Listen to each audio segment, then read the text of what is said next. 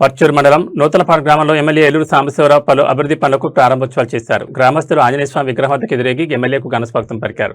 అనంతరం అంకమ్మతల్లి దేవాలయం మీద నిర్వహించిన స్వచ్ఛాంధ్ర స్వర్ణాంధ్ర కార్యక్రమంలో పాల్గొన్న ఎమ్మెల్యే పిచ్చి మొక్కలను తొలగించి వీధులను శుభ్రం చేశారు. దేవాలయ ప్రాంగణంలో పలు రకాల పండ్ల మొక్కలు నాటి పర్యావరణ పరిరక్షణకు ప్రతి ఒక్కరూ బాధ్యతగా వ్యవహరించాలని పిలుపునిచ్చారు. గ్రామంలో చేపట్టిన పలు అభివృద్ధి పనులను ప్రారంభించి నూతనంగా నిర్మించిన ఆయుర్వేద ఆసుపత్రి భవనాన్ని, వాటర్ ఫిల్టర్ బెడ్ను ప్రారంభించి గ్రామ అభివృద్ధికి అందరూ సహకరించాలని అన్నారు.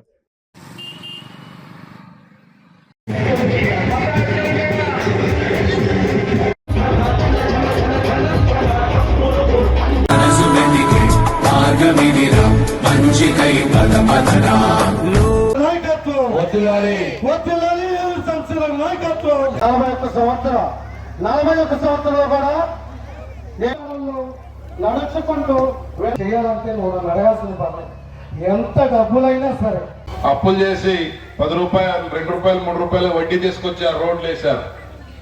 సరే ప్రభుత్వం దగ్గర డబ్బు లేదు, చిన్నగా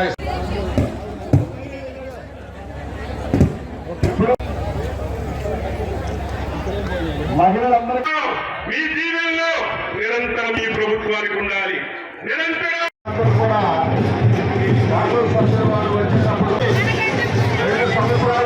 సందర్భంగా యూరియా డిఏపి అందకపోయినా నాకు ఫోన్ చేయండి.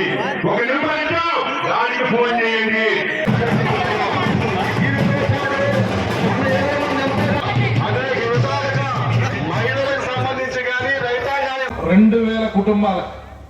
2000 కుటుంబాలకి మనం 17 కోట్ల రూపాయలు వారికి అందించడం జరిగింది. ఇంకొక 1000 మంది అప్లికేషన్లు నా దగ్గర ఉన్నాయి. ముఖ్యమంత్రి గారి దగ్గరికి తీసుకెళ్ళాం. వాటిని కూడా పరిశీలించి అది ఇంకొక 5 కోట్లు 10 కోట్లు ఇస్తారు. అవి ఎప్పుడు వస్తే అప్పుడు మీ దగ్గరికి తీసుకొని వస్తాం. ఈరోజు మనం ఇబ్బందుల్లో ఉంటే, కష్టంలో ఉంటే మనతో పుట్టిన తమ్ముడు అన్న కూడా సహాయం చేయలేని పరిస్థితి వాళ్ళకు కూడా ఉంటుంది. కానీ అలాంటిది ముఖ్యమంత్రి గారు ఉదారంగా ముఖ్యమంత్రి గారి సహాయం అన్ని డబ్బు ఈ సందర్భంలో ఇవ్వడం చాలా గొప్ప విషయం అని చెప్పి సందర్భంగా మీకు తెలియజేస్తాం.